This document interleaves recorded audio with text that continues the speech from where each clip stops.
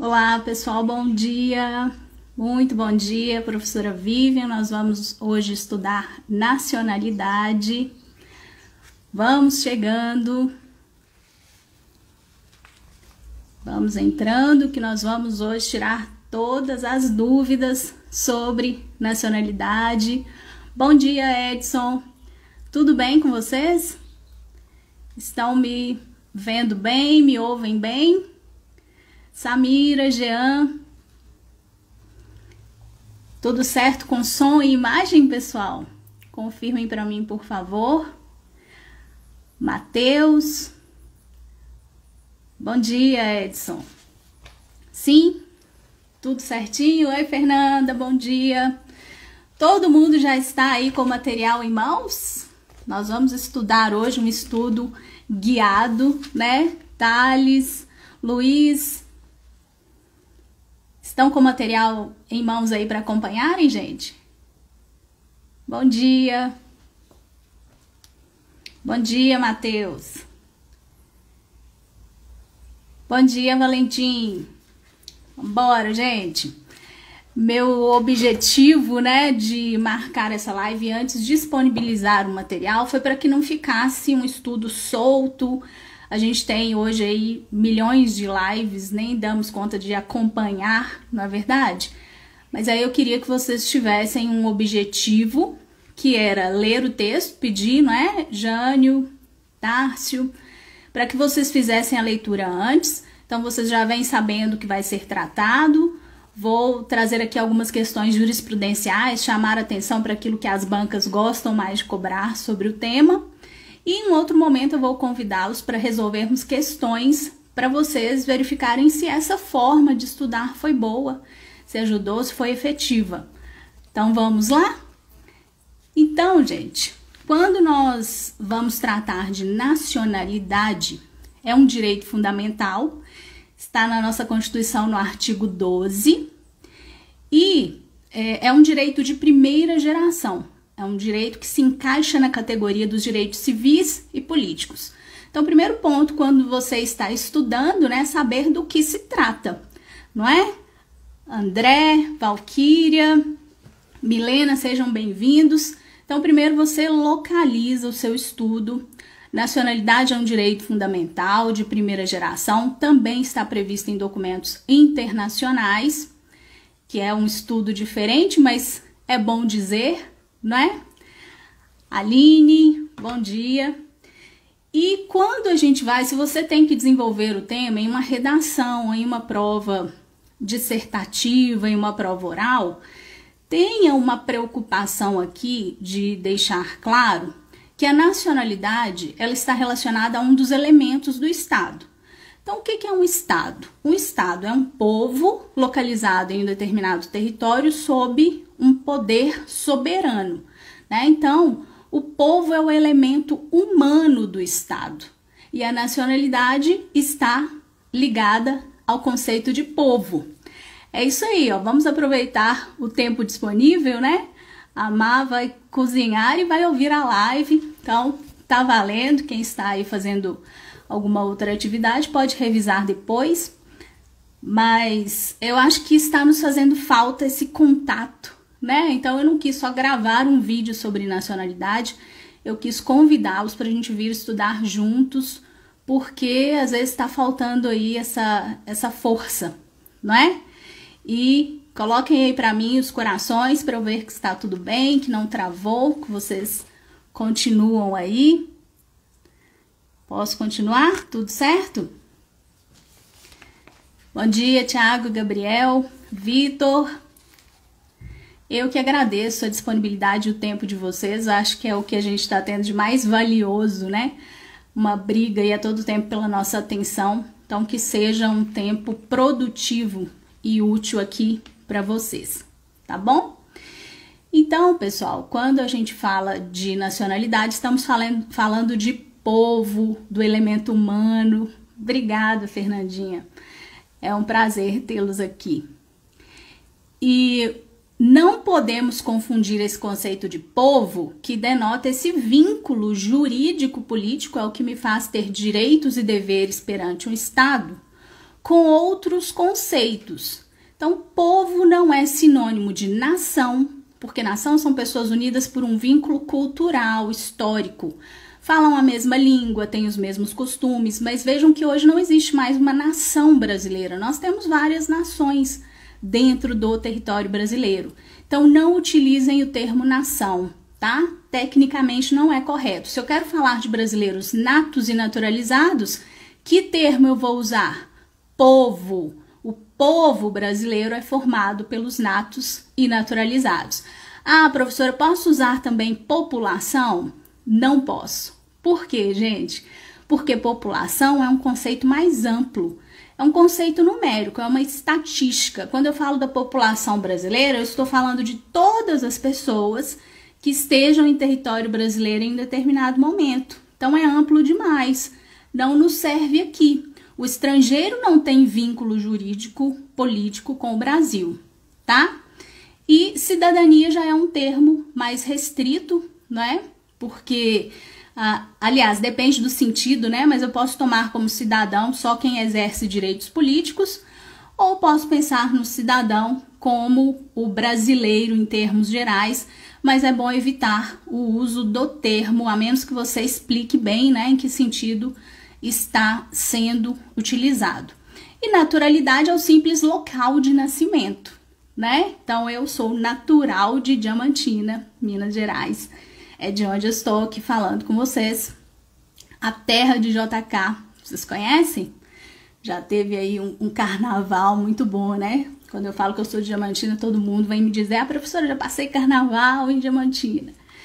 Então, é a minha terra natal, é naturalidade também, não se confunde com nacionalidade.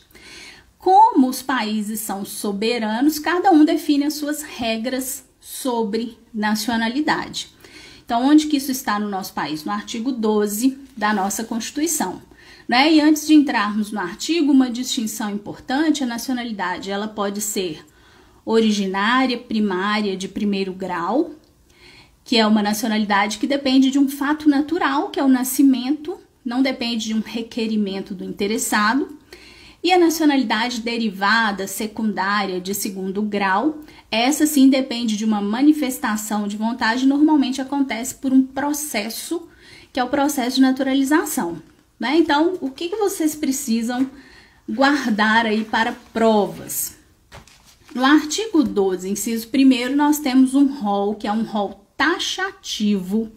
Anotem aí na Constituição de vocês. Quem não tá com o material pode anotar na Constituição. Inclusive, deixei o link lá na bio, tá, pessoal? Quem quiser depois solicitar o e-book para estudar, fiz com muito carinho esse material para vocês.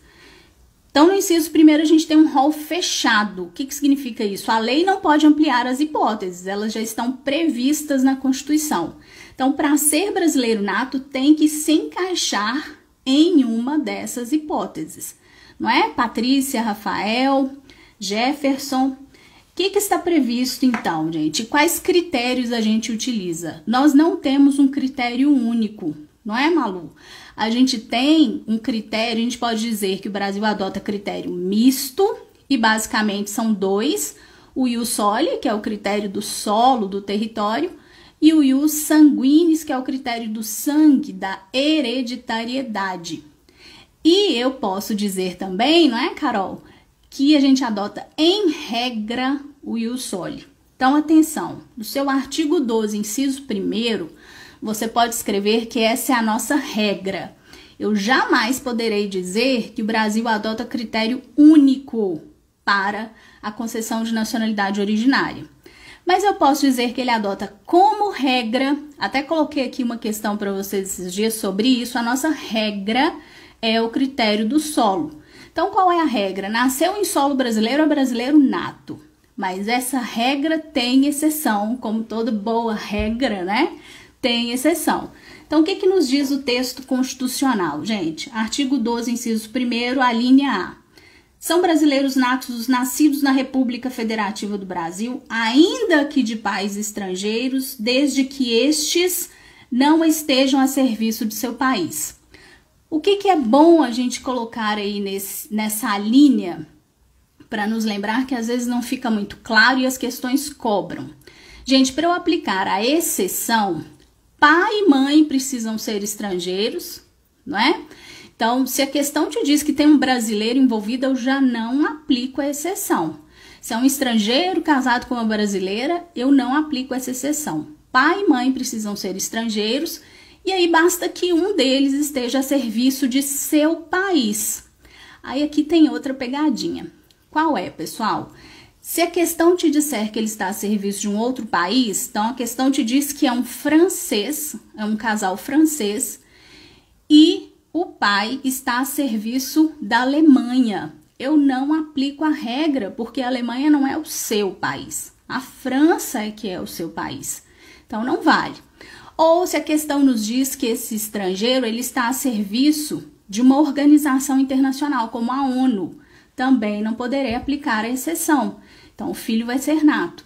Ou se ele está a serviço de uma multinacional, uma empresa multinacional, também não aplico exceção, tá? Então, grifem aí seu país. Só não será brasileiro nato se pai e mãe forem estrangeiros e um deles estiver a serviço de seu país. Não vale outro país, nem empresa internacional e nem organização internacional, certo? É a nossa regra. Nasceu em solo brasileiro, é brasileiro nato. E isso é muito típico de países como o Brasil, que são países de imigração, países que receberam estrangeiros. Porque a partir do nascimento em solo brasileiro, os filhos desses estrangeiros também passariam a ser brasileiros natos. Não é? Então, para a formação do povo brasileiro, isso foi muito importante. Não é? Porque vieram para cá pessoas que adotavam o ius sanguinis, como os italianos. Então, para que o Brasil garantisse que a gente ia formar o povo brasileiro, o que ele fez? Vamos adotar o critério do solo, já que nós recebemos imigrantes. Legal, né? Então, muitas vezes a gente estuda e é bom conhecer um pouquinho da história do texto constitucional para que isso faça sentido para vocês. Até aqui tudo bem? Fechamos aí a linha A, critério do solo. Podemos passar para o próximo critério na linha B. Então, nas alíneas B e C, a gente vai mudar de critério. Nós adotamos agora o ius sanguinis, critério do sangue, da hereditariedade, combinado com outros critérios que nós vamos ver aqui, né? Então, vamos ver aí, Dani? Jânio, se estiver trabalhando na administração direta ou indireta, esse aí é o próximo critério, Jânio. Vamos chegar lá. Agora na linha B, né? Bom dia, Dani. O que a Constituição prevê? Artigo 12, inciso 1º, a linha B. Os nascidos no estrangeiro, então, olha só, já saímos do território brasileiro, de pai brasileiro ou mãe brasileira, grifem aí, circulem o ou. Se for uma questão literal, não pode ser e, é pai ou mãe, não preciso que os dois sejam brasileiros, basta que um seja, desde que qualquer deles esteja a serviço da República Federativa do Brasil. Então agora, gente, já mudou, né? Temos uma situação diferente, eu tenho brasileiros que estão fora do território nacional, nasce o filho, e esse brasileiro, aqui a gente chama de critério funcional, junto com o critério do sangue, incide um critério funcional. Vinícius, Wellington, nomeação delta, bom dia. Nós vamos combinar o critério do sangue com o critério funcional e a Constituição diz que se os dois são brasileiros, basta que um esteja a serviço da República Federativa. Se eu tenho só um brasileiro e um estrangeiro, esse brasileiro precisa estar a serviço da República Federativa do Brasil. Agora, gente, o que significa estar a serviço da República Federativa do Brasil? Isso é importante. Significa estar a serviço da administração direta ou indireta de qualquer ente federativo. Então, estamos falando de União, Estados, DF e municípios. É um professor de uma escola pública municipal que vá para um outro país a serviço dessa escola, realizar uma pesquisa, por exemplo, está a serviço da República, Dani. Então é muito mais amplo, porque a gente costuma pensar só em cargos diplomáticos, né?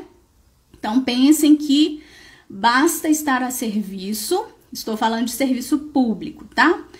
De um dos entes da administração pública, direta ou indireta. Já vi bancas que não consideraram que estar a serviço do Banco do Brasil seria estar a serviço da República por causa do caráter de exploração de serviço econômico do Banco do Brasil. E já vi bancas que não fizeram essa distinção. Então, você vai ter que analisar na questão, né, no contexto apresentado, mas em regra, considera-se que estar a serviço da administração direta ou indireta de qualquer dos entes federativos cumpre o requisito. E vejam que interessante, gente, se a banca pergunta para vocês, e se esse casal, suponhamos que é um casal de brasileiros, e um deles é professor da UFMG, Autarquia Federal, foi realizar uma pesquisa lá na Alemanha, e eles adotam um filho na Alemanha. Qual será a nacionalidade desse filho perante o Brasil? Tá? Vamos pensar no Brasil porque cada país tem suas regras, então só podemos falar do Brasil. E aí, gente? Esse casal adotou um filho na Alemanha. Qual que vai ser a nacionalidade desse filho? Poderei considerá-lo também um filho adotivo aqui, um brasileiro nato? Seria possível isso? E aí? Vocês estão me respondendo, eu ainda não vi? Como que seria numa situação dessa? O que a Constituição nos diz? Pode haver tratamento diferenciado entre filhos naturais e adotivos? Não pode, né, Dani? Então, esse filho que foi adotado nessas circunstâncias seria nato, seria um brasileiro nato. Por quê? Porque ele segue as mesmas condições do brasileiro que é filho natural daquele casal, tá? Então, não posso fazer distinção. Ele vai ser um brasileiro nato e depois vocês podem verificar lá no artigo 227 essa proibição de distinção entre filhos naturais e adotivos, certo? Então, nós teríamos aí um brasileiro nato.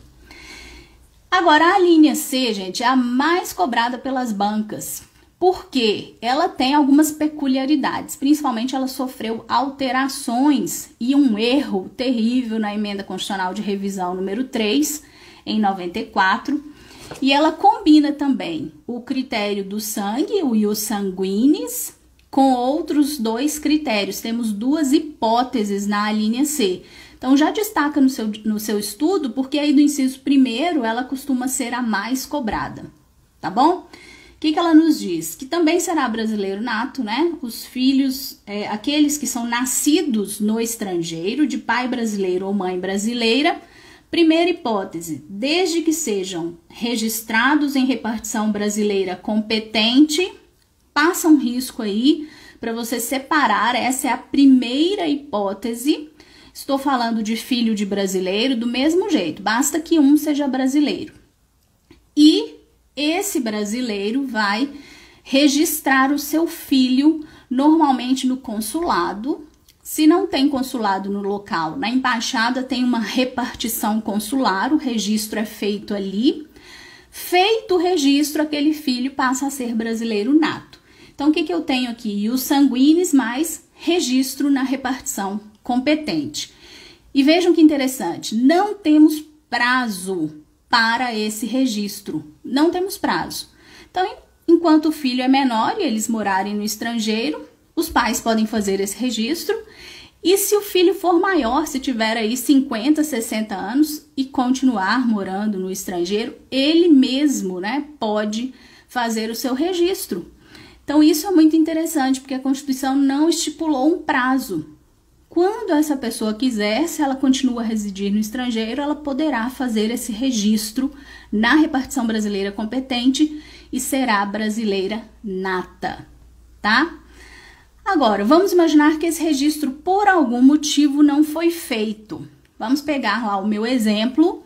Eu tenho um casal de brasileiros morando na Alemanha.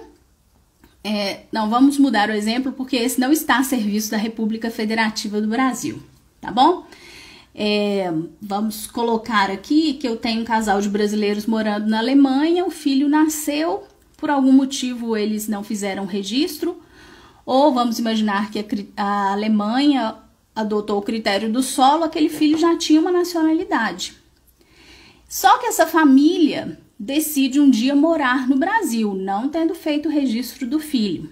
Chegando aqui no Brasil, esse filho, suponhamos que ele tem aí 10 anos de idade. Como é que o Brasil vai ver esse filho? Olha só, ele é filho de brasileiros, que nasceu na Alemanha, não foi feito lá o registro. Como a Constituição diz, nessa segunda hipótese, ou venham a residir na República Federativa do Brasil e optem em qualquer tempo, depois de atingida a maioridade, pela nacionalidade brasileira. O que a Constituição nos diz? Que essa pessoa pode, a qualquer tempo, optar pela nacionalidade brasileira, mas a qualquer tempo depois que ela atingir a maioridade, que é o momento em que ela adquire capacidade civil e tem condições de escolher, certo? E até lá, como é que o Brasil vai enxergar esse filho como um brasileiro nato? Isso também a Constituição não nos diz, né? Mas o STF sinaliza nesse sentido. Isso, Dani, não pode só vir passar férias no Brasil, não. Tem que residir e depois da maioridade fazer a opção, que é o que a gente chama de opção confirmativa. E essa hipótese, quem quiser anotar aí, a doutrina chama de nacionalidade potestativa, porque eu tenho o poder de escolher, né, se eu quero tomar essa decisão. O Jânio está aqui lembrando o caso do Rodrigo Maia, né, ele fez isso. E então, depois que a pessoa atinge a maioridade, ela pode fazer a opção confirmativa. É um procedimento voluntário na Justiça Federal. Tudo que envolve nacionalidade, gente, é da competência da Justiça Federal. Artigo 109, inciso 10 da Constituição, tá? E aqui a gente tem um procedimento voluntário. Maria, o registro dele não foi feito, mas ele ainda tem essa opção se ele vem residir no Brasil. Sim. Até que ele complete a maioridade, ele é protegido pelo Brasil, né? Ele é considerado brasileiro nato. Aí ele fez 18 anos e enquanto ele não fizer a opção confirmativa, ele está em uma condição suspensiva, que é irregular. Então, até 18 anos ele é considerado nato. Fez 18 anos, até que ele faça a opção confirmativa, ele não é considerado brasileiro nato. Ele está em condição suspensiva. O que ele tem que fazer para resolver esse problema? Fazer a opção confirmativa a qualquer tempo, não tem prazo. Só que ele fica aí numa situação irregular, isso pode impedi-lo, né, de exercer alguns direitos. Só que basta que ele faça a opção confirmativa para corrigir a irregularidade. E essa correção é retroativa, volta lá nos 18 anos da pessoa. Bom dia, Ju! Os efeitos da opção confirmativa são ex tunc, Denilson. Boa pergunta. Os efeitos são ex tunc, tá? Então, olha que interessante. Eu pratiquei um ato que só podia ser praticado por brasileiro nato e ainda não tinha feito a opção confirmativa. Quando eu faço, eu valido aquele ato, porque os efeitos são retroativos. Basta que a pessoa faça a sua opção confirmativa. Legal, né? Então, nada disso, gente, tem no texto constitucional. A gente vai juntando aí os entendimentos da doutrina e do próprio Supremo Tribunal Federal. E muito importante, hoje a gente tem uma previsão legal que traz mais segurança jurídica, né? Antes, a lei que cuidava de toda a regulamentação da vida do estrangeiro no Brasil era o Estatuto do Estrangeiro. Mas nós tivemos uma lei em 2017, a Lei 13.445, conhecida como Nova Lei de Imigração, que menciona no artigo 64 essa opção confirmativa. Então, por mais que não caia em direito constitucional, eu sei que muita gente tem interesse, então depois confira lá na Nova Lei de Imigração, muita coisa que a gente está estudando aqui, vocês vão encontrar o complemento nessa lei 13.445 de 2017, tá? Então, depois vocês vejam lá esse artigo 64. E uma curiosidade aqui nessa linha, na linha C, é que houve uma modificação com a emenda de revisão número 394. Por um erro, eles retiraram a possibilidade do registro. Então, houve um tempo em que os filhos de brasileiros que nasciam no estrangeiro, eles não podiam ser registrados, porque não existia mais essa hipótese no texto constitucional. Olha o problema. E aí, gente, isso deu origem a um movimento. Contei para vocês, fiz um vídeo esses dias. Obrigada, Thiago. Fiz um vídeo esses dias, Sinara. Começamos às 11, mas vai ficar salvo, tá, pessoal? Contando para vocês essa curiosidade, desde o erro em 94 até corrigirem o erro em 2007, nasceram mais de 200 mil brasileiros apátridas em todo o mundo. Imagina o desespero dessas pessoas, gente. Hoje parece engraçado, né? Mas penso que não teve graça nenhuma para eles. Eles criaram um site, lutaram muito para que voltassem com o registro para a Constituição. E aí, com a emenda 54, em 97, voltaram com o bendito registro para a Constituição. E para resolver o problema de quem nasceu entre as emendas, acrescentaram o artigo 95 ao ADCT. Então, olha, quem nasceu e ainda mora no estrangeiro, leva no consulado e registra. Quem nasceu e mora no Brasil, vai no cartório e registra. Isso, Brendo, eles foram considerados apátridas, porque eles não tinham nacionalidade. Imaginem, são filhos de brasileiro e nasceram em um país que adota o ius sanguinis, como é a maioria dos países europeus, né? Então, eles não tinham a nacionalidade daquele país, eles ficaram sem nacionalidade, apátridas ou eimátulos do grego ou heimatlos do alemão, né? É a expressão que se utiliza para uma pessoa que não tem nacionalidade, é o heimatlos, o apátrida. E isso é ruim, porque se eu não tenho nacionalidade, eu não tenho vínculo com nenhum país vai resguardar os meus direitos. Nacionalidade é um direito fundamental, né? Então, a grande tentativa hoje é de não permitir que isso aconteça, que uma pessoa fique aí sem a nacionalidade. Bom, gente, fechamos os brasileiros natos.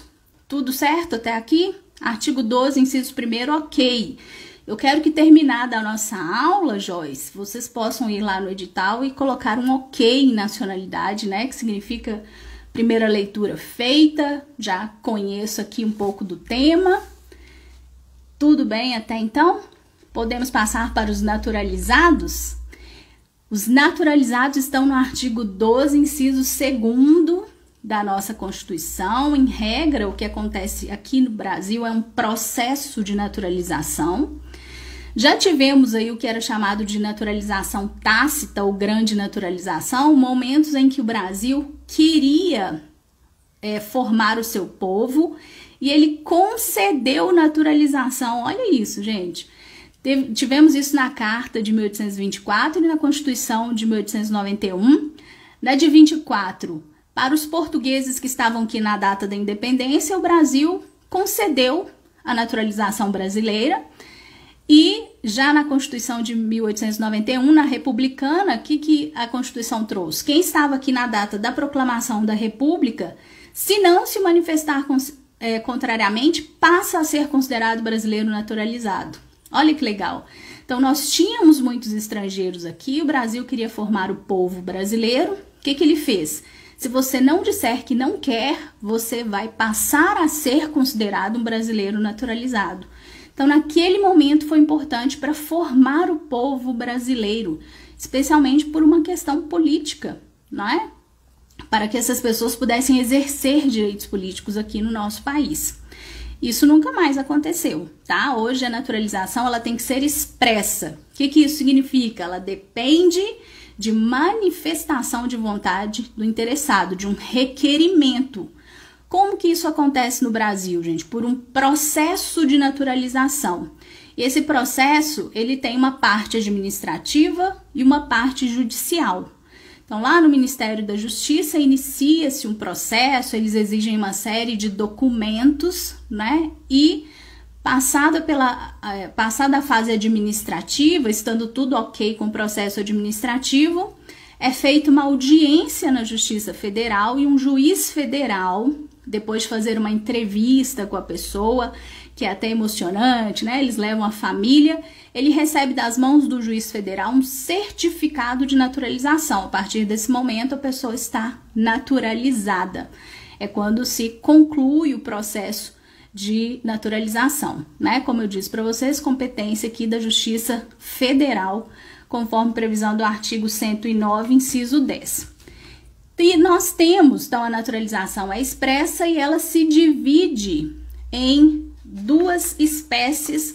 Nós temos a naturalização ordinária. Quem quiser escrever aí na Constituição, artigo 12. Estamos no inciso 2º, na linha A, naturalização ordinária, na linha B, extraordinária. Qual é a diferença entre elas? Quem sabe me dizer isso aí, gente? Qual é a diferença entre naturalização ordinária e extraordinária na visão da doutrina e do Supremo Federal? O que eu tenho na naturalização extraordinária que eu não tenho na ordinária? Quem sabe me responder isso, hein? Vocês viram aí no material uma diferença importante que tem consequências importantes aqui para nós? Na naturalização ordinária existe direito subjetivo à naturalização? E na naturalização extraordinária esse direito existe? E aí? O que nós podemos dizer? Se uma pessoa cumprir todos os requisitos, né, Rafael, que estão na Constituição, que estão na lei, ela tem direito de ser naturalizada? O que você vai responder? Depende. Se for naturalização ordinária, não existe direito discricionário, né, Sandra? Desculpa, não existe direito adquirido, porque o ato é discricionário. Isso, Denilson, muito bem. Então, pode ser que a pessoa cumpra todos os requisitos, mas o executivo olhe ali para a foto e pense, não acho que é conveniente, né, e oportuno conceder a naturalização a essa pessoa, ainda que ela tenha cumprido os requisitos, não vou conceder. Ato discricionário. Já na naturalização extraordinária, entende-se que a pessoa, se cumprir os requisitos constitucionais, tem sim direito à naturalização, portanto, um ato administrativo vinculado nesse caso, tá? Então, na naturalização ordinária, que é a linha A do inciso 2º, nós temos de novo duas situações que eu quero que vocês diferenciem aí, tá? No texto constitucional, vocês vão marcar, viu, Sandra? Pegaram aí a Constituição e nós vamos marcar. O que nos diz o texto? Os que na forma da lei adquiram a nacionalidade brasileira, passa um traço aí, gente. Essa é a primeira hipótese. E as exigências aqui não estão na Constituição, os requisitos estão na lei. Qual lei? A Lei de Migração, que eu já disse para vocês, 13.445. Vocês procuram lá no artigo 65 dessa lei. Isso não cai, não costuma ser cobrado em provas de direito constitucional, mas quem está estudando direito internacional ou quem tem curiosidade pode procurar lá no artigo 65 da Lei de Migração, que vai encontrar os requisitos, né, que só por curiosidade vou mencionar aqui, é ter capacidade civil, ter residência em território nacional pelo prazo mínimo de 4 anos, comunicar-se em língua portuguesa e não possuir condenação penal ou estiver reabilitado. Então, esses são os requisitos que estão na lei. Se a pessoa cumpre, pode fazer o seu requerimento de naturalização. Já sabemos, né, que ela não tem um direito adquirido, então pode ser que ela consiga ou não ser naturalizada. E a segunda parte da linha A nos diz o seguinte: exigidas aos originários dos países de língua portuguesa apenas residência por 1 ano ininterrupto e idoneidade moral. Então, olha só, se a pessoa vem de um país de língua portuguesa, eu só preciso de 2 requisitos, que ela tenha residência por 1 ano e tenha idoneidade moral. Residência por 1 ano não significa que ela não possa ter saído do território brasileiro para passar férias, por exemplo, só significa que ela tem o ânimo de residir aqui e faz isso já durante 1 ano de forma legal, tá? Não posso considerar quem está aqui de forma clandestina. Idoneidade moral, não temos definição legal, mas entende-se que bastaria uma certidão negativa das justiças, né? Então, se a pessoa tem aí uma condenação em primeira instância, já frustra esse requisito, ainda que ela não tenha sido definitivamente condenada. Cuidado com isso, tá? Não viola a presunção de inocência, porque eu estou analisando um aspecto moral. Então, se a pessoa tem uma condenação em primeira instância, já não cumpre o requisito da idoneidade moral. Quais são os países de língua portuguesa? Essa eu quero ver. Quem guardou aí? O Brasil mais 8 países formam a Comunidade dos Países de Língua Portuguesa, CPLP. Comunidade dos Países de Língua Portuguesa. Quais são, gente? Cada um fala um aí para a gente identificar. Se uma questão te diz, por exemplo, que um estrangeiro veio da Angola, ele tem que cumprir os requisitos da lei ou bastam esses 2 requisitos que estão na Constituição? Quais são? Coloca aí pra gente. Denilson, Fernanda, Dani, Angola, Guiné, as duas, né? Angola, Guiné-Bissau, Guiné Equatorial, São Tomé e Príncipe, Portugal, Moçambique, Cabo Verde, Timor-Leste. Tá? Então, são os países de língua portuguesa. Se a questão me diz que o estrangeiro vem desses países, os requisitos são mais fáceis, né? Então, existe aqui um acordo entre os países de língua portuguesa e nós, brasileiros, se quisermos nos naturalizar nesses países, teremos o mesmo benefício, tá? Comunidade dos Países de Língua Portuguesa. Agora, gente, na linha B a gente tem a naturalização extraordinária. Essa sim já gera o direito subjetivo à naturalização. Basta que a pessoa cumpra os requisitos constitucionais e faça o requerimento. Então, o que está previsto aí na linha B? Os estrangeiros de qualquer nacionalidade, então aqui não tem distinção entre os que sejam provenientes de países de língua portuguesa, se forem residentes na República Federativa do Brasil há mais de 15 anos ininterruptos e sem condenação penal, desde que requeiram, vão conseguir ser naturalizados no Brasil. Ah, professora, e qual então é a diferença em provas que a gente tem que ficar atento? A questão aqui tem que te dizer que o requerimento foi feito. De alguma forma a questão tem que te dizer, porque se ela disser só que um estrangeiro com residência por 15 anos ininterruptos e sem condenação penal tem direito à naturalização, falso. A questão tem que dizer desde que requeira, ou esse estrangeiro fez o requerimento. Ela tem que te contar expressamente que o requerimento foi feito. Então, eu gosto de dizer que aqui eu tenho 3 requisitos. Residência por mais de 15 anos, sem condenação penal, desde que requeira. Coloquem como um requisito para vocês não se esquecerem isso. Como é que a gente sabe que existe um direito subjetivo à naturalização? Gente, nós tivemos um caso interessante de uma chilena que cumpriu esses requisitos da linha B, fez o requerimento de naturalização, fez um concurso público no estado do Tocantins, foi aprovada e o estado do Tocantins não queria dar posse à chilena, alegando que ela ainda não era brasileira e era um concurso público para brasileiros, porque ela não tinha recebido ainda o que eu disse para vocês, que é o ato final do processo, que é a entrega do certificado pelas mãos de um juiz federal. O que o Supremo disse? Olha, se ela cumpre os requisitos e fez o requerimento, a partir da data do requerimento, ela já merece ser tratada como brasileira naturalizada. Olha que interessante. Então, eu considero a data do requerimento. A entrega do certificado aqui tem natureza meramente declaratória, porque ela adquiriu o direito na data do requerimento. Então, deem posse a essa chilena, que na verdade não mais chilena, né? Uma brasileira naturalizada. Esse foi o entendimento do Supremo, coloquei no material para vocês, o RE 264848.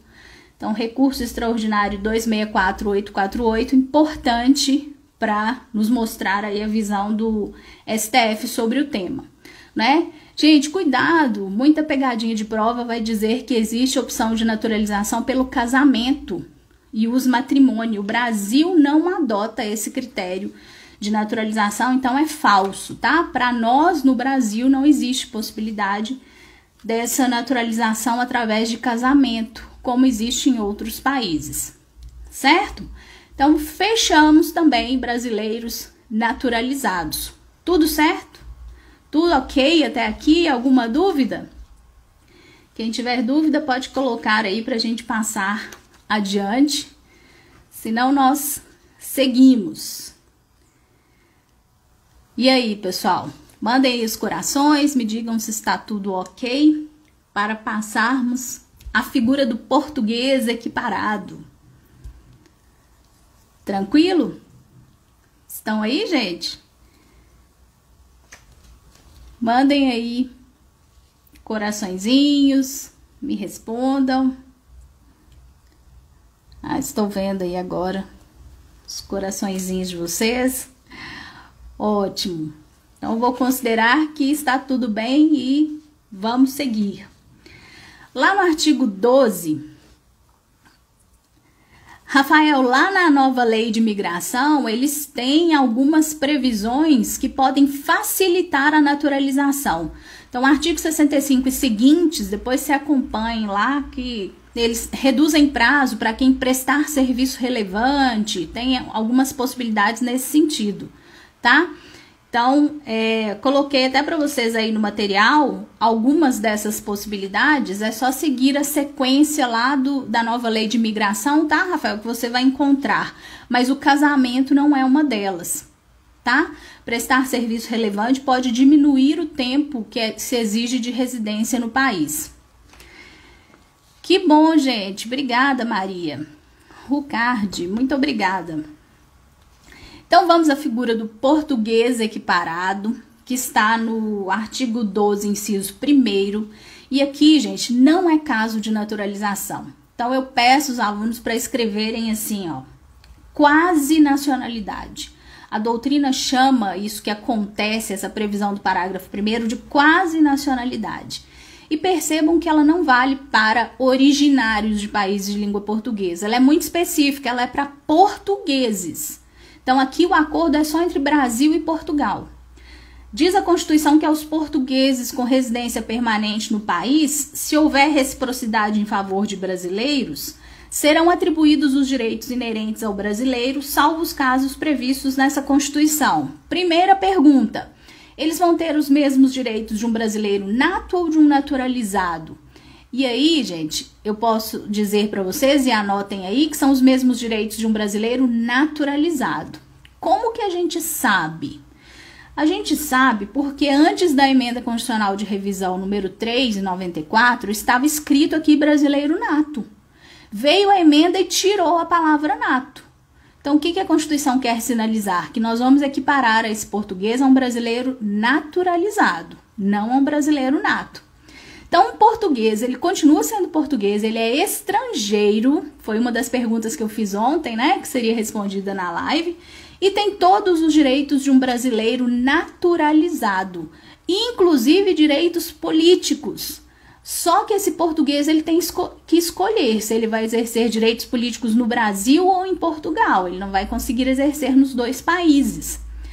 Mas nós já tivemos aqui no Brasil um deputado federal que é português, equiparado, né?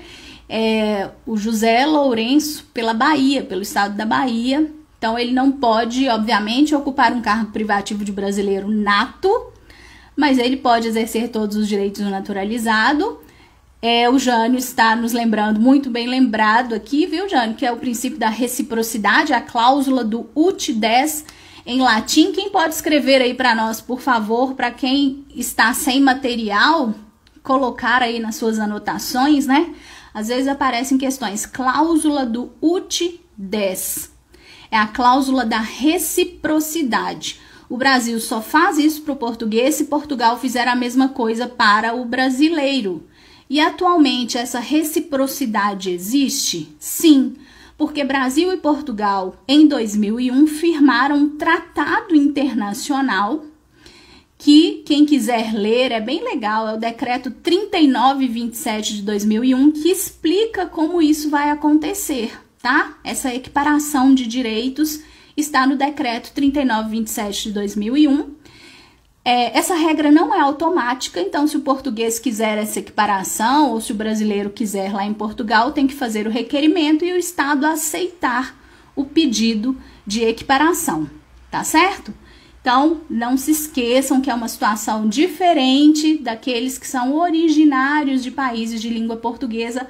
é um benefício muito maior, porque o português continua sendo português com todos os direitos de um brasileiro naturalizado, inclusive o exercício de direitos políticos, se ele optar por exercê-los aqui no Brasil. Legal, né? Então, essa é a figura do português equiparado. E aí, gente, estamos quase no final. Tá cansativo? Vocês querem aí que a gente faça uma segunda live? Obrigada, Jean. É isso aí, ó. Cláusula do UT 10. O estrangeiro analfabeto pode se naturalizar no Brasil? Brendo, o estrangeiro analfabeto, eu não vejo... A lei exige que ele se comunique em português.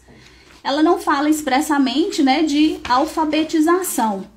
Mas comunicar-se em língua portuguesa, eu penso que exigiria alfabetização por uma questão muito simples de exercício da cidadania, né, Brendo? Mas podemos pesquisar isso, verificar se já existiu algum caso concreto, porque no Estatuto do Estrangeiro, Brendo, eles tinham essa condição expressa na lei e agora não tem mais.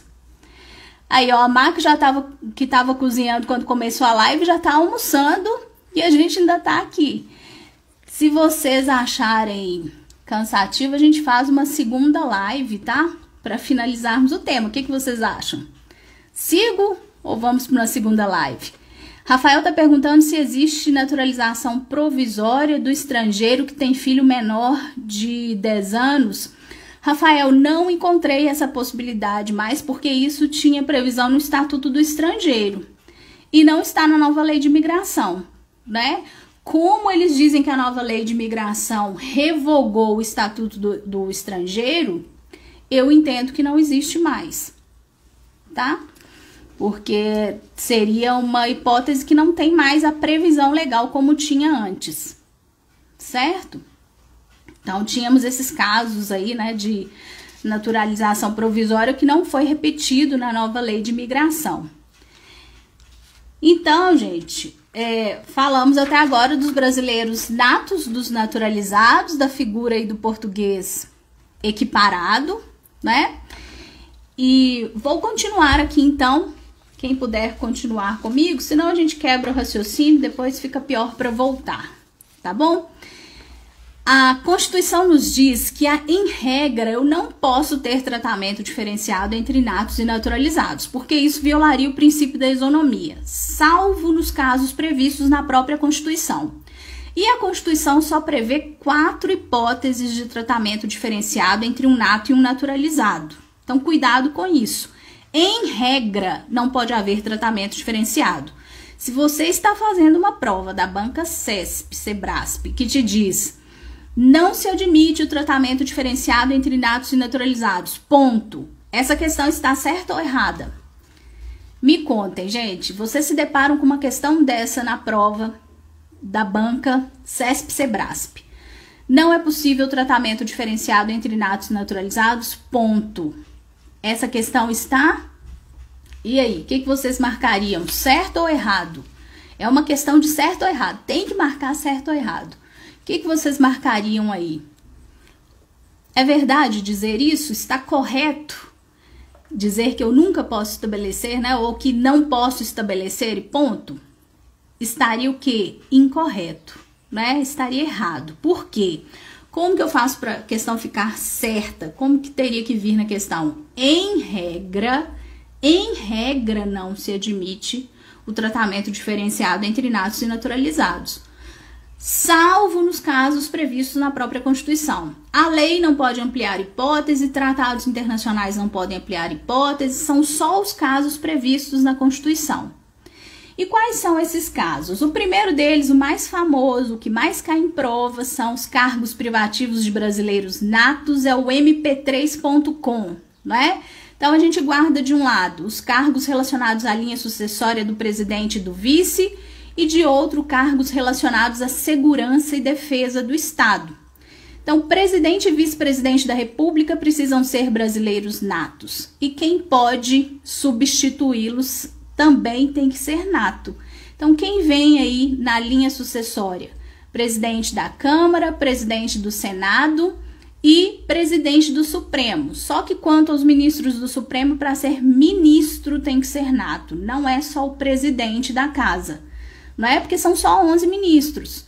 Agora, o naturalizado pode ser deputado federal ou senador, só não pode ocupar a presidência das casas, certo? Quanto aos cargos da defesa, o que nós temos?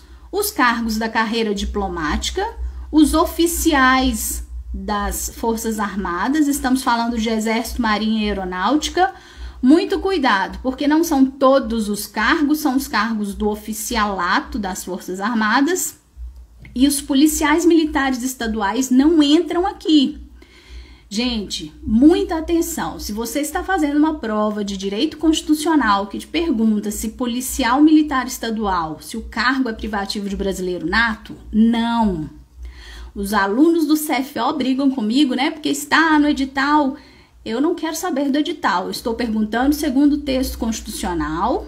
Esse rol é taxativo, a lei não pode ampliar hipóteses. São só os oficiais das Forças Armadas, tá? Marca sim que você acerta a questão, te garanto. E um único ministro de Estado, que é o ministro de Estado da Defesa. Então aqui nós temos algumas críticas, primeiro porque esse rol já foi mais amplo, né? Na Constituição anterior nós tínhamos mais cargos privativos, e inclusive ministro do STJ também era cargo privativo, e a crítica que se faz é que o ministro que está à frente da carreira diplomática, que é o ministro das Relações Exteriores, não é cargo privativo. Ministro da Justiça também não é cargo privativo, então cuidado com essas pegadinhas aí nas questões, tá? É um único ministro de Estado, que é o ministro de Estado da Defesa. Então guardem o mp3.com, coloquei no material para vocês também, que aí não tem erro, né? O segundo caso que nós temos é o exercício de uma função importante. O artigo 89 traz o Conselho da República, que é um órgão de consulta do presidente, e 6 vagas nesse conselho são reservadas para brasileiros natos. Mas muito cuidado, porque se a questão te diz que um naturalizado não pode participar do conselho, é falso, porque vejam quem compõe esse conselho. Eu tenho o vice-presidente da República, que é cargo privativo, o presidente da Câmara e do Senado são cargos privativos, mas olha quem mais. Líderes da maioria e minoria na Câmara, líderes da maioria e minoria no Senado, e o ministro da Justiça. Então, esses cargos não são privativos. Um brasileiro pode estar no Conselho da República ocupando um desses cargos, né? Ele não pode ocupar as 6 vagas e nem nenhum outro cargo privativo de nato, mas ele pode sim compor o Conselho da República. Pegadinha de questão. Terceiro caso de tratamento diferenciado é a extradição, que é quando um outro país pede ao Brasil que entregue uma pessoa para ser processada ou eventualmente cumprir pena, se já foi condenada.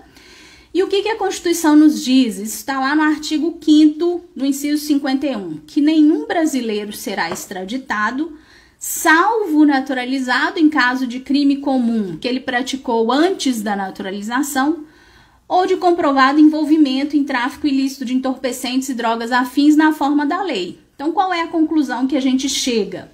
Que um brasileiro nato nunca poderá ser extraditado. Um brasileiro nato nunca poderá ser extraditado. Isso aí, gente, pode falar com certeza. Um brasileiro nato nunca poderá ser extraditado, tá? O naturalizado a gente diz às vezes, né? E o estrangeiro sempre, salvo por crime político ou de opinião. E aí nós tivemos uma situação muito interessante, que é isso aqui. Quem ficou até agora vai acertar essa questão, porque vai cair em provas. Lembram-se de um caso que ficou muito famoso da Cláudia, uma brasileira nata, que foi para os Estados Unidos, conseguiu o Green Card na época de 90, na década de 90, né, em 1990, e com o Green Card nos Estados Unidos a pessoa consegue exercer todos os direitos. Só que não satisfeita com o Green Card, em 1999 a Cláudia se naturalizou norte-americana. O que acontece quando alguém faz isso? Perde a nacionalidade brasileira. É como se a pessoa estivesse abrindo mão da nacionalidade brasileira. Então, o Ministério da Justiça por um decreto, porque aqui o procedimento de perda nesses casos é um processo administrativo. Em 2013, ela teve decretada a perda da sua nacionalidade. Só que a Cláudia, ela é acusada de assassinato do marido. Ela fugiu para o Brasil. E quando os Estados Unidos pediu a sua extradição, ela tentou se defender dizendo: eu sou brasileira nata. E aí, gente, não sei se vocês se lembram, mas as manchetes saíam assim: STF autoriza a extradição de brasileira nata. Essa manchete está correta? Coloquem aí para mim, por favor, para eu ver que vocês ainda estão aqui. É correta essa manchete, pessoal? STF autoriza a extradição de brasileira nata. Oi, Dani, não tinha visto seu comentário. Estou comentando agora o caso da Cláudia.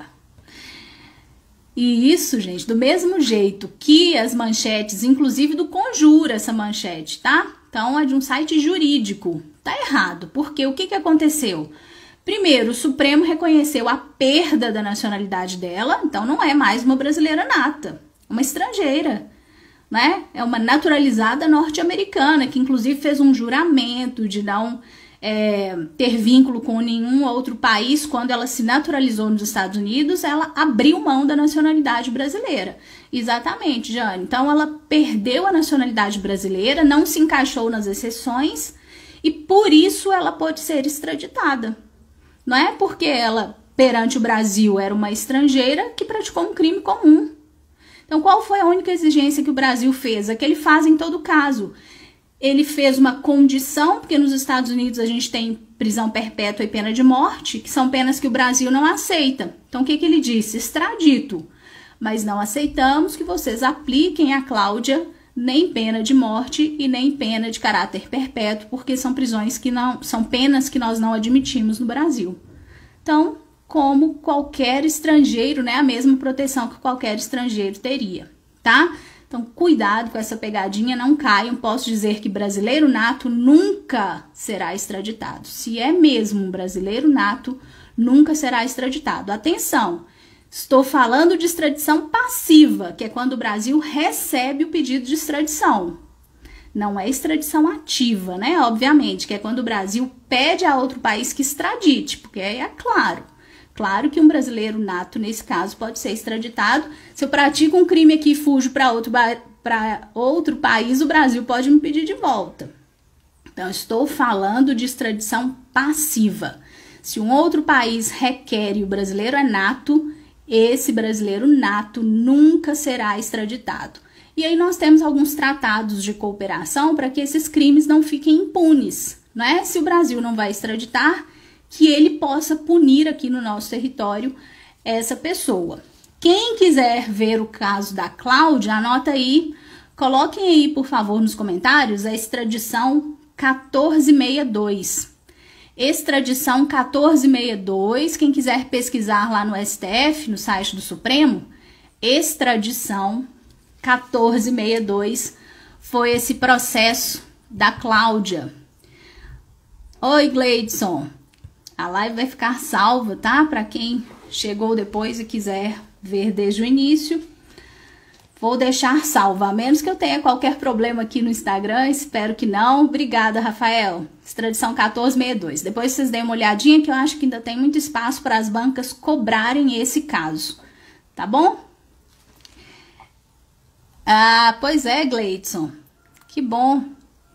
Professora de DUDH. Gosto de ser essa referência. Quem dera, né? Se todo mundo estudasse um pouquinho de DUDH, seria tão bom. E o último caso, gente, do tratamento diferenciado está no artigo 222 da Constituição, a propriedade de algumas empresas que têm grande influência na mídia. Então, empresas jornalísticas e de radiodifusão sonora de sons e imagens, as empresas de rádio e TV. Propriedade tem que ser de brasileiro nato ou naturalizado há mais de 10 anos, tá? Então, para ser proprietário dessas empresas, especialmente pela influência que elas têm, sabemos aí o poder da mídia, tem que ser um brasileiro nato ou naturalizado há mais de 10 anos. Vou deixar salvo sim, Gleidson, pode deixar. E, pessoal, por fim, perda da nacionalidade é o artigo 12, parágrafo 4º. A perda da nacionalidade também está prevista em rol taxativo. A lei não pode ampliar essas hipóteses, nem tratados internacionais, então um brasileiro só pode perder a nacionalidade nesses casos. E aqui uma distinção importante. No inciso 1º, anotem aí, a gente tem a perda que é chamada de perda-punição. E essa aqui só vale para naturalizados. O que ocorre aqui é um cancelamento de naturalização por uma ação judicial. Quem propõe é o Ministério Público Federal perante a Justiça Federal. Diz a Constituição que vai perder a nacionalidade o brasileiro que tiver cancelada sua naturalização por sentença judicial em virtude de atividade nociva ao interesse nacional. Então, grifem aí que é só por sentença, não é por processo administrativo. Eu preciso de um processo judicial, porque lembram-se como alguém consegue se naturalizar? Não é por um ato judicial, né, pela entrega do certificado pelas mãos do juiz federal, então também só posso perder por decisão judicial. Então esse brasileiro que é naturalizado, ele vai ter sua naturalização cancelada, porque o MPF entendeu que ele praticou uma atividade nociva ao interesse nacional, deu início ao processo. A justiça concordou com o MPF, né? O juiz federal entendeu que realmente era uma atividade nociva, então vamos cancelar a naturalização. Ele se torna uma persona non grata, não queremos, essa pessoa teve a chance de ser brasileiro e desperdiçou, então ela não tem mais chance de se naturalizar. Acabou, né? Numa situação dessa aqui, a única possibilidade de recuperar a nacionalidade brasileira seria se nós tivéssemos uma ação rescisória para rescindir os efeitos dessa sentença. Então, não dá para recuperar por um processo de naturalização, porque isso seria burlar a Constituição, não é? A intenção aqui é punir o brasileiro naturalizado que teve a chance de ser um brasileiro e desperdiçou essa chance. Então, não dá para voltar a ser brasileiro, salvo por ação rescisória, lá nos termos do CPC, dessa sentença que cancelou a naturalização. Obviamente, só vale para naturalizados, porque não dá para cancelar a naturalização de um brasileiro nato, né? Então, é só seguirmos aí essa lógica que vocês não erram questão. Agora, a perda do inciso 2º vale para natos e naturalizados. Qual é a regra? Quem adquire outra nacionalidade perde a brasileira. Se uma pessoa é maior, capaz e escolheu ter outra nacionalidade, como a gente comentou aqui da Cláudia, sem qualquer justificativa, né, ela simplesmente quis ter outra nacionalidade. Essa pessoa está abrindo mão da nacionalidade brasileira, então vai perder. E a perda, nesse caso, é por um processo administrativo. Eu não preciso de um processo judicial. É um processo que ocorre no Ministério da Justiça e vem um decreto dessa perda da nacionalidade, como aconteceu também o caso da Cláudia, é um ótimo exemplo para vocês se lembrarem. E aí, gente, existia uma grande dúvida. Aliás, primeiro vamos falar o seguinte: quem que pode adquirir outra nacionalidade e não vai perder a brasileira? Né? Quais são as exceções que a gente tem à regra da perda?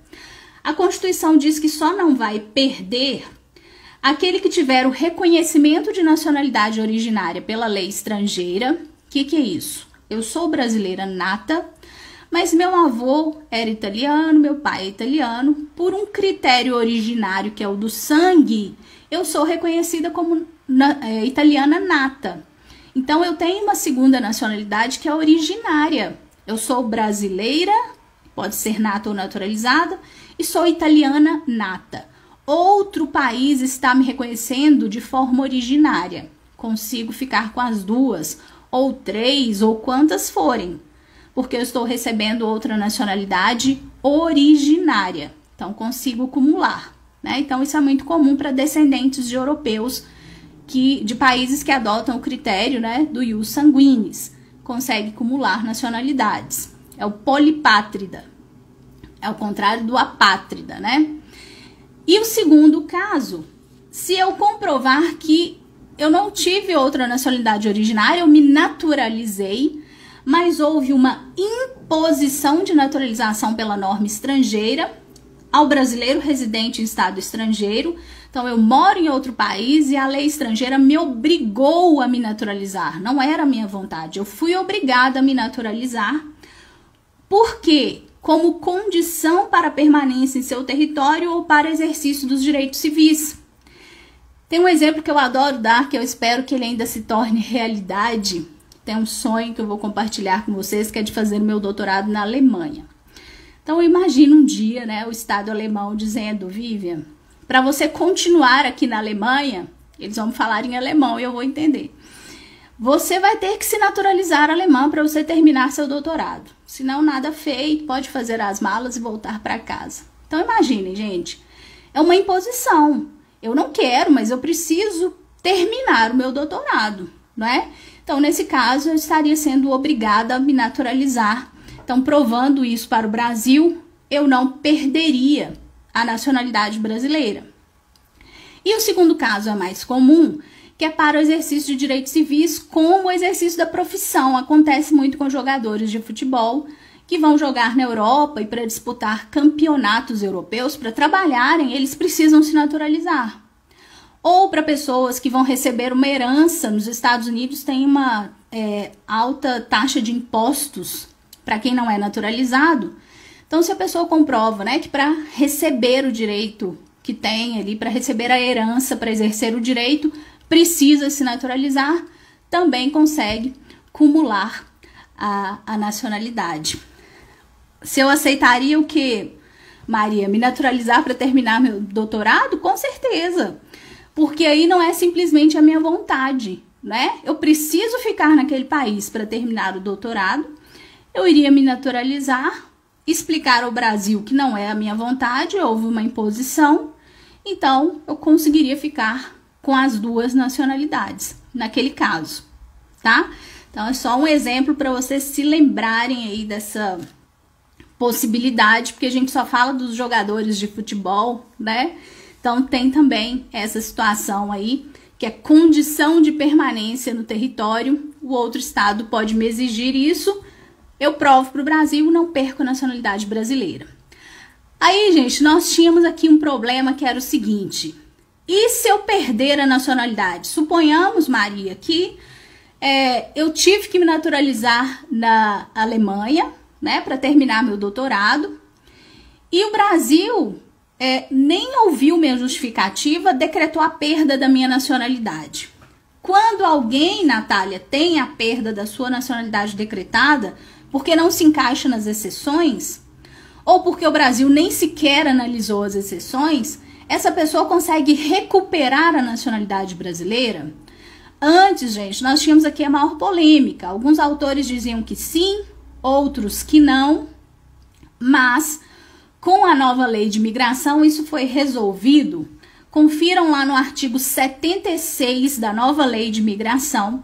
Está previsto que o brasileiro, em razão do previsto no inciso 2º, parágrafo 4º do artigo 12 da Constituição, houver perdido a nacionalidade, uma vez cessada a causa, poderá readquiri-la ou ter o ato que declarou a perda revogado, na forma definida pelo órgão competente do Poder Executivo. Então, olha que legal, a lei hoje já traz a possibilidade de um brasileiro que perdeu a nacionalidade readquiri-la.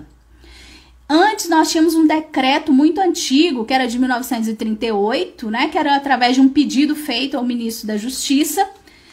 E a dúvida é se essa pessoa voltaria a ser nata ou se seria naturalizada. Alguns autores diziam que só através de um processo de naturalização. Então imaginem, fui fazer meu doutorado, perdi nacionalidade brasileira, teria que me naturalizar por um processo no Brasil. Então, para mim não fazia muito sentido. Então, hoje isso está resolvido, está no artigo 76 da nova lei de imigração, e a regulamentação está aí no material de vocês também. Para quem não está com material, o decreto 9199, no artigo 254, tá? Então, esse artigo explica os casos de revogação do ato de perda, né, do decreto de reaquisição, com uma previsão muito interessante. Quem perdeu e readquirir, lá no parágrafo 7º, vem a previsão de que será restabelecida a nacionalidade originária. Então, essa pessoa que readquiriu, ela vai voltar como brasileira nata. É o que prevê hoje o decreto, né? Então, isso colocou fim a uma discussão importante que a gente tinha em relação ao tema e que não tinha resposta.